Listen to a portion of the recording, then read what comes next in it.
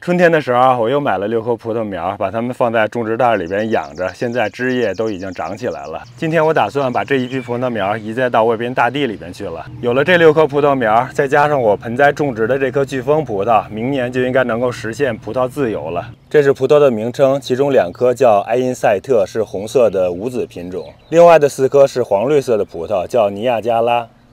有几棵上面的小葡萄都已经长出来了。 这棵上边也是有一串，刚刚开过花。这些葡萄都是在 Costco 买的，每盒大概是12块多钱，每盒里边有2颗，合着是每颗也就是6块多钱，还是相当的划算的。我不知道这些葡萄有没有飓风葡萄这么好吃的味道，但是我知道的是，这些本地品种的葡萄种起来还是相当的容易的，冬天也完全不会死掉。 我真的不想再和飓风葡萄较劲儿了，已经种了好几次了，辛辛苦苦种得非常好，一到冬天就会被冻死。除了这棵盆栽的飓风葡萄，我打算在外边大地里边就种这几棵本地的葡萄品种了。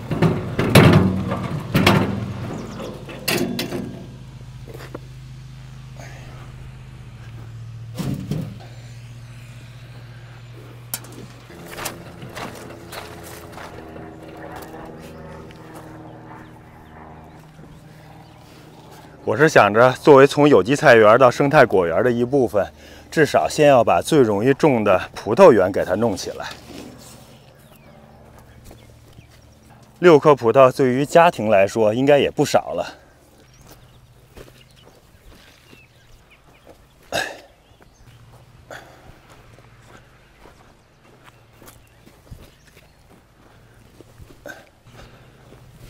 6颗葡萄这就全都摆放好了。这个坑是我昨天挖的，看起来有点小，但其实我已经挖了1米乘1米宽，深度也有50多厘米了。现在看到的这些坑，其实都已经是挖过坑，然后把土回填之后又重新挖出来的。每一个坑里我都是混了有半车的堆肥土的。坑里的土现在其实是很松软的，如果坑的大小不合适，我用手稍微挖一挖就可以了。另外，大家现在看到的这些立柱都是我7、8年前弄的了。其实很早以前我就规划想在这一片种出一大片的葡萄的，但是没想到时间过得真快呀，这么长时间过去了，现在才开始实施。大家也可以看到上下刚好有2根钢丝，也是我特别设计的，用来捆绑葡萄用的。将来葡萄长起来，我修剪的时候就把它们修成高度和宽度都特别适合采摘的那种大小，这样的话管理和将来摘葡萄都方便容易一些。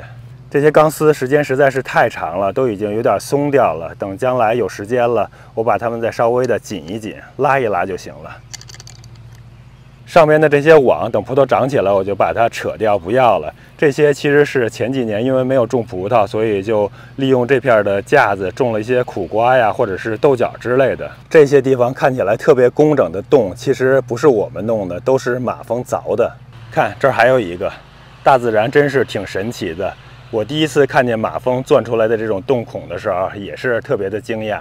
这种给蔬菜用的网，对葡萄来说是一点作用都没有的。葡萄只需要这样2根钢丝就已经足够了，将来把枝干给固定住就行了。我之所以没选择搭架，不让它爬架子，是因为我有2颗爬架子的葡萄，它管理起来实在是太麻烦了，尤其是要给它剪枝呀，或者是打那些芽点的时候，实在是太困难了。这样的话，我伸手就能够着，或者是走到背面去给它剪一剪、修一修，这样轻轻松松的就挺好的。我把葡萄给修剪成适合管理、适合采摘的大小，可能将来结葡萄的数量并没有让它爬满成架那么多，但是结葡萄的质量肯定是有保障的。而且我种了这么多葡萄，足够一家人吃了。把葡萄从种植袋里边给它拿出来，根须都已经长起来了。埋上土，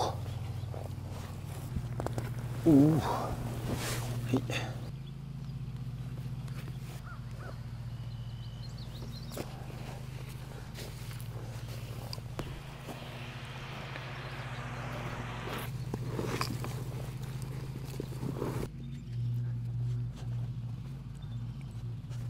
种葡萄还是挺快的，转眼间4颗都已经种完了，一小会儿的功夫。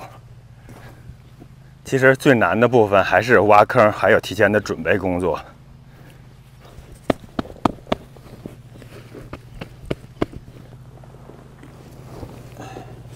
看看看根系长得还可以。坑对于小苗来说挖的还是有点深的，回田野土回去把它垫高点儿，这样就差不多了。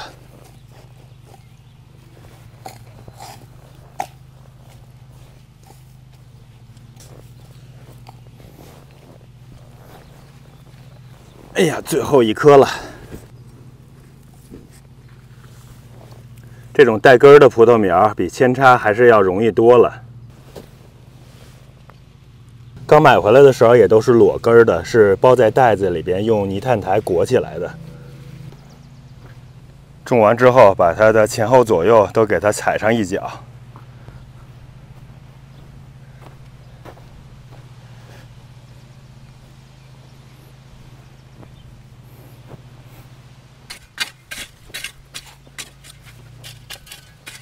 然后是把周围给它简单的围高一点，这样的话能起到一定的蓄水作用。已经弄完了，就差浇水了。真没想到这么简单的一个事儿，竟然拖了7、8年才干。哎，大家要是有什么计划，或者是有什么想要达成的目标的话，一定要尽早啊！稍不留神，时间就没了。我这是有一条滴灌带的，但是这滴灌带是原来种菜用的，对于葡萄来说，基本上作用可以忽略不计，微乎其微。还是得给它浇水，多浇水。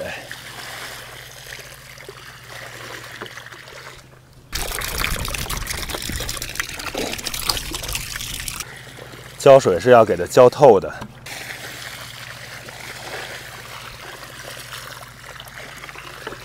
尤其是对于新移栽的葡萄来说，每周浇上2、3次，每次浇这么一大桶是必不可少的。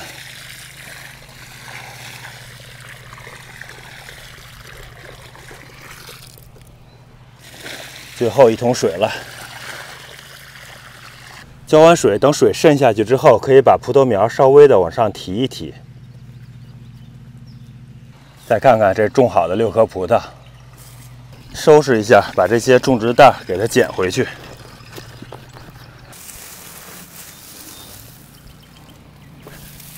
铺上点麦秆防杂草。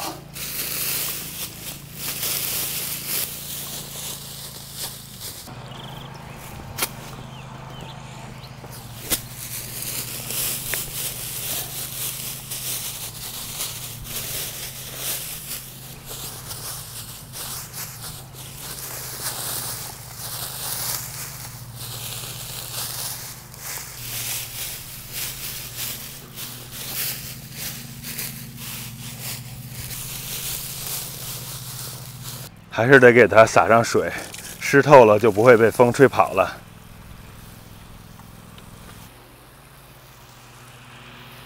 这6颗葡萄这就算种完了，又算是完成了一个大的任务，也算是了结了一个心愿了。我拿着桶再去给别的果树浇浇水去。